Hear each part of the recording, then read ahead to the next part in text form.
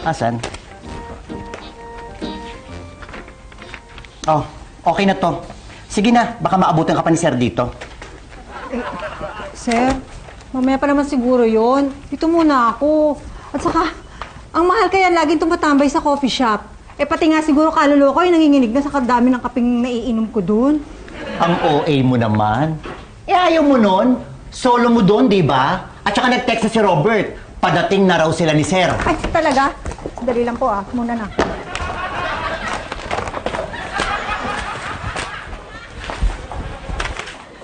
Ikaw talaga? Tama na yung ako na lang ang madaldal dito sa opisina. Nadya.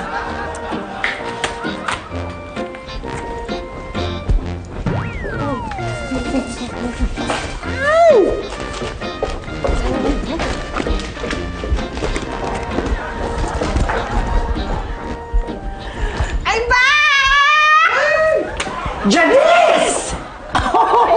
Alright! Ano ba? Official na ba talaga? Babalik ka na? Oo, sa wakas, Mars, nakahanap na kami ng yaya para sa mga bagets. Salamat. Saver ka talaga. At least, gagaang na ulit ang mga trabaho natin. Tama. At sigurado matutuwa si Sir Pipito. Ay, hindi niyo ba alam? Alin? Naka-leave si Sir. Nalungkot nga ako kasi kung kailan naman babalik na ako, saka naman siya nag-leave. Ha? Nakalive si Sir? Wala. Narinig mo yun? Wala si Sir?